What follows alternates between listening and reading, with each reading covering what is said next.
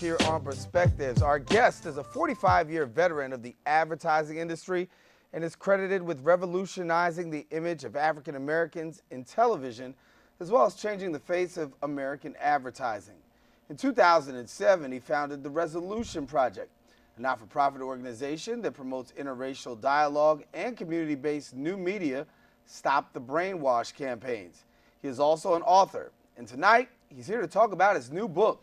It's called Brainwashed, Challenging the Myth of Black Inferiority, and you'll see it in just a few seconds. And Tom Burrell, thank you and welcome to the show. My pleasure being here. Glad to have you. Yeah, glad to be here. I was sharing honestly. I said I picked the book up, and usually when you do this thing, you flip through and you get your notes and you do this. But I actually started and really couldn't put it down because I really felt like you're really hitting the nail on the head with a lot of things. What was your focus in coming up with Brainwashed? My focus was coming up with Brainwashed was after realizing that America has been sold a bill of goods through false advertising, the myth of black inferiority. I started thinking about it and started thinking about how to formulate it and how to compartmentalize it. And that's how I came up with the 10 chapters that really amount to 10 essential questions about 10 essential pathologies that we keep carrying around with us as a result of being brainwashed. And we were brainwashed to basically justify slavery within a democracy.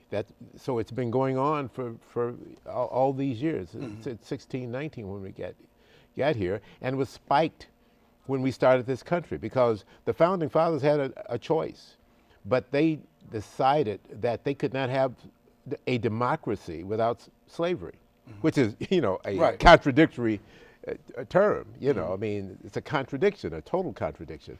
So the only way that they could come up with justifying it was to come up with this brilliant idea. Let's just say that these people are not human, these slaves, these people who don't look like us. Mm-hmm. And that was the beginning of the brainwashing. And that was the beginning of what was more devastating than the slavery itself.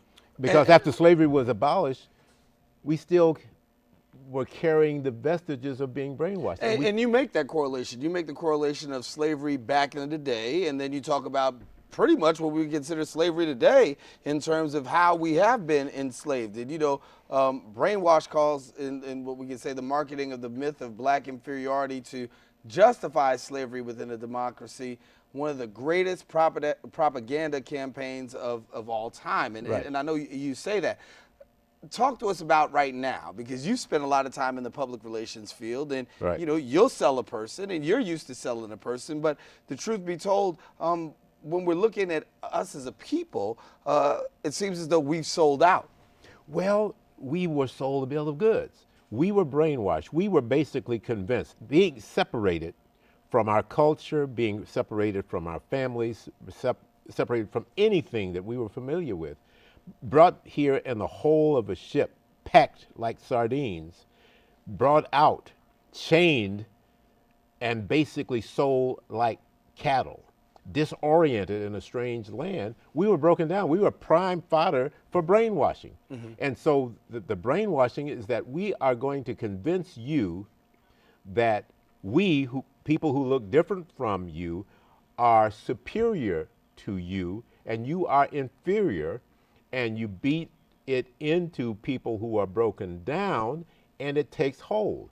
And when it takes hold, it has an intergenerational effect. It gets passed down just like a family recipe, from generation to generation. At some point, in any good case of brainwashing, the brainwashed becomes a part of the brainwashing team. Mm-hmm. The abused become a part of the abusers.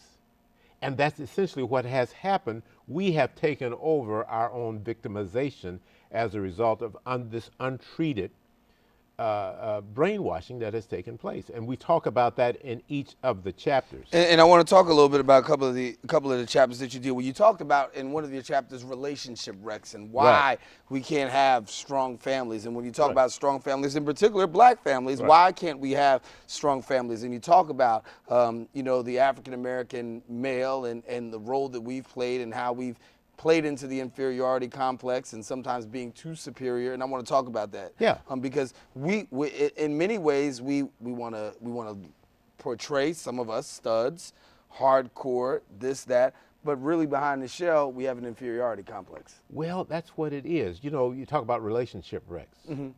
There's no doubt about the fact that we have issues with forming strong families. Many of us have managed to overcome it, but there's still no doubt that most of us do have that problem.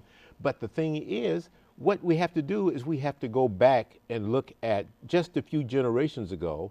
It was illegal for a man to be a father. A black man could not be a father. We had no control over anything, including ourselves. We had no control over our families. You could think you had a family, go to bed one night, wake up the next morning, found out that your children were sold away, that your wife, the person you thought was your wife, was sold away.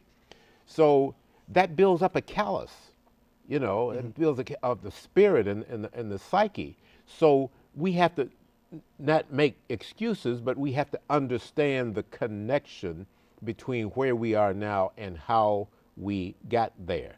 That's what we deal with in each chapter. Relationship wrecks, studs and sluts, uglified, homicide, why do we kill each other, slow suicide, why do we neglect our mind, body, and spirit? I mean, all the way through. Go ahead. I'll let you finish off on that. All the way through, we have to basically connect the dots between where we are, how we got there, and most importantly, what to do about it. The name of the book is called Brainwashed, and it's challenging the myth of black inferiority. Tom Burrell, our guest in studio, the author of it.